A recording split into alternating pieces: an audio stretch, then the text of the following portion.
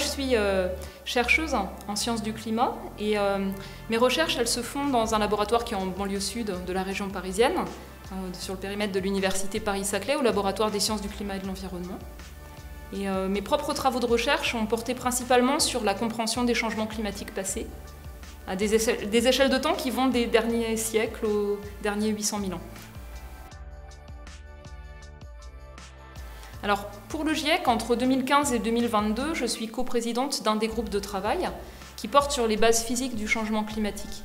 Et donc, j'ai supervisé scientifiquement la préparation de 3 rapports spéciaux avec mes collègues des autres groupes de travail, donc sur 1,5 degré de réchauffement planétaire, sur le changement climatique et l'utilisation des terres, et puis sur les océans et la cryosphère dans un climat qui change.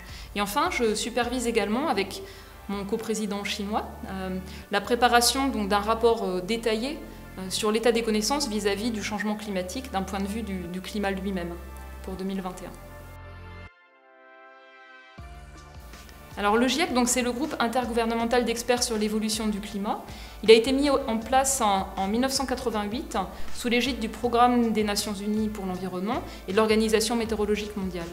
Et il est chargé de coordonner la préparation d'un ensemble de rapports faisant le point sur l'état des connaissances scientifiques vis-à-vis du climat, qu'est-ce qui change, pourquoi est-ce que cela change et à quoi s'attendre, mais aussi des impacts et des risques associés à un climat qui change, et enfin des options d'action pour l'adaptation, c'est-à-dire faire face à ce climat qui change, et pour l'atténuation, c'est-à-dire assurer un développement pour tous, tout en réduisant massivement les rejets de gaz à effet de serre. Donc le GIEC ne fait pas lui-même de recherche, il n'a pas de scénario ou de modèle ou d'observation. Ces recherches, elles sont faites dans la communauté scientifique internationale. Et donc le GIEC va mobiliser des auteurs qui sont des chercheurs du monde entier, qui ne sont pas rémunérés pour ce travail et qui passent en revue l'état des connaissances scientifiques à partir de l'analyse critique des publications scientifiques.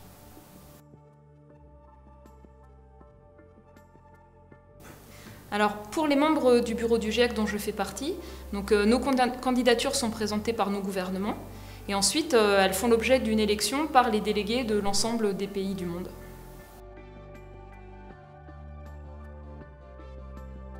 Alors en 2015, dans le contexte d'un ensemble d'actions importantes, l'agenda 2030 du développement soutenable, avec un objectif du développement durable qui porte sur la vie dans les océans, avec l'accord de Paris sur le climat, l'accord cadre de Sendai pour réduire les risques de catastrophes, il y a vraiment eu une attention très particulière portée à la question du changement climatique et des océans. Et plusieurs pays ont fait remonter au GIEC la proposition de préparer un rapport spécial sur cette thématique-là. D'autres pays avaient fait remonter des propositions de préparer un rapport spécial autour de la cryosphère, la neige, la glace et les sols gelés. Et finalement, ça avait un sens de mettre ces éléments ensemble, parce que l'océan et les glaces interagissent de multiples façons. Par exemple, la banquise, l'eau de mer gelée fait partie des océans. Les océans, sont recouverts parfois d'une plateforme de glace flottante, qui est une partie de glace continentale qui s'écoule et qui déborde. Donc ils vont aussi jouer sur la dynamique de ces glaces continentales. Et quand les glaces sur les continents fondent et que les océans se réchauffent, tout cela contribue à la montée du niveau des mers. Donc c'était vraiment là le sens de ce rapport qui aborde à la fois l'océan et la cryosphère. Alors moi j'ai grandi en passant des vacances d'été en Bretagne au Nord, en y allant quasiment tous les ans. C'est un endroit où je connais le paysage à marée haute, mais aussi le paysage à marée basse, c'est-à-dire ce que l'océan dévoile quand il recule presque d'1 kilomètre. Je connais chaque rocher, chaque flaque. J'ai vu certains rochers bouger avec des tempêtes ou l'érosion des côtes, ou les déplacements de bancs de sable, l'arrivée des algues vertes. Donc j'ai un peu l'impression de faire partie des océans.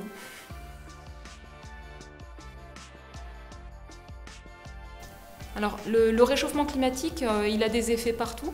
Il a des effets sur tous les continents, avec des tendances graduelles, mais aussi des événements extrêmes plus fréquents, comme les vagues de chaleur partout, ou dans certaines régions, comme ici, l'intensification des pluies torrentielles, ou comme pour tout le pourtour de la Méditerranée, des sécheresses plus intenses et plus fréquentes déjà. Et on en voit également des conséquences déjà à grande échelle pour les écosystèmes, que ce soit les écosystèmes océaniques, côtiers ou terrestres. Alors on n'est pas égaux devant le changement climatique, certains sont plus vulnérables que d'autres, aussi bien dans les sociétés humaines que pour les écosystèmes. Et donc la question du changement climatique et de sa maîtrise, c'est une question qui est cruciale pour conserver la biodiversité. Et c'est aussi une question cruciale pour permettre à tous de vivre dignement.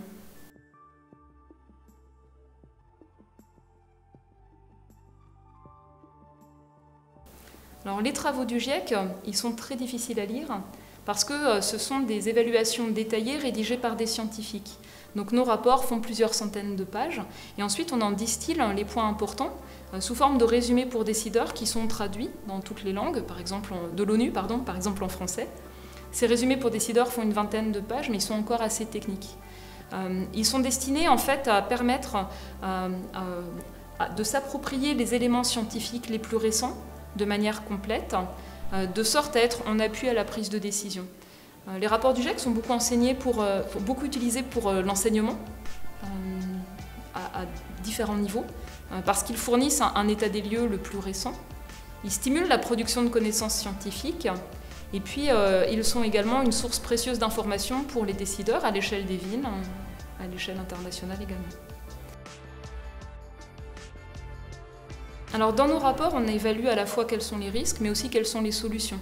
Et bien sûr, les solutions, elles vont dépendre du contexte. Il y a des solutions qu'on peut déployer chacun à son échelle. Il y a des solutions beaucoup plus structurantes. Donc par exemple, la question de l'adaptation et de la résilience dans un climat qui change, une échelle pertinente, c'est celle de la ville ou de la région, parce que c'est vraiment spécifique à un contexte géographique particulier.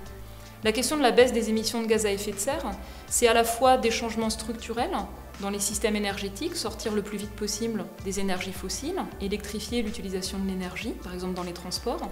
C'est des changements systématiques dans la gestion des terres, protéger les forêts, des pratiques agricoles qui permettent de stocker du carbone dans les sols. C'est également des changements structurels dans l'aménagement des villes, pour l'efficacité énergétique, pour toutes les alternatives à la voiture, toutes les formes de mobilité collective ou active. C'est des changements également dans les systèmes industriels avec l'économie circulaire qui est plus sobre en ressources, l'efficacité énergétique. Donc ça, c'est des changements structurels qui ont vraiment besoin d'être pensés pour nous à l'échelle européenne, à l'échelle nationale typiquement. Et entre les deux, il y a un ensemble d'échelles de prise de décision importantes. Par exemple, le rapport qu'on a rendu sur le changement climatique et l'utilisation des terres, moi je disais c'est aussi le climat dans ma ferme, c'est aussi le climat dans mon assiette, parce qu'en fait, par nos choix individuels de consommation, on a des leviers d'action qui sont non négligeables, surtout quand on est beaucoup à agir, de sorte à finalement réduire notre empreinte sur l'environnement.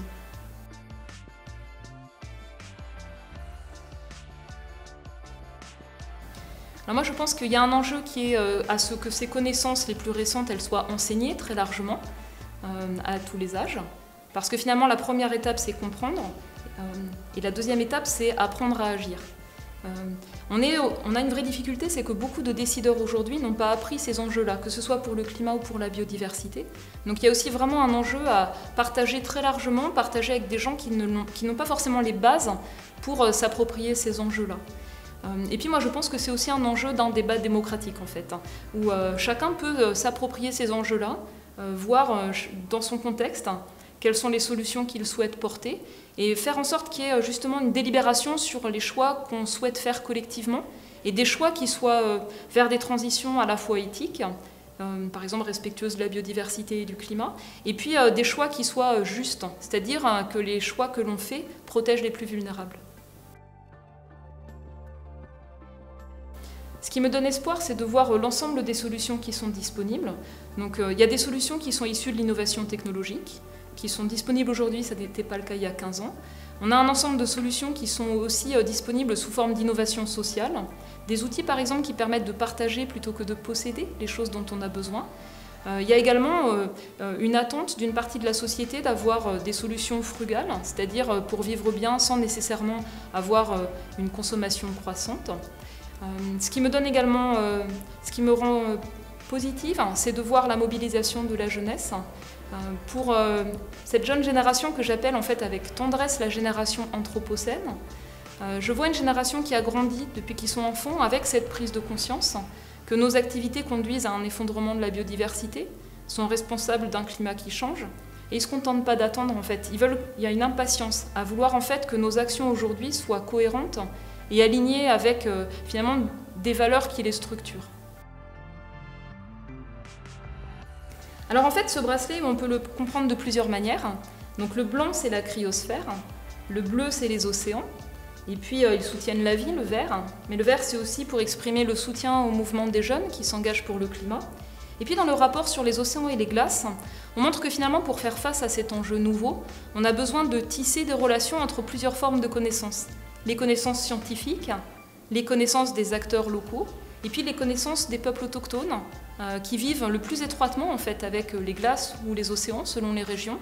Et on a besoin vraiment d'innover, d'apprendre à faire avec ce climat qui change en mêlant tous ces types de connaissances.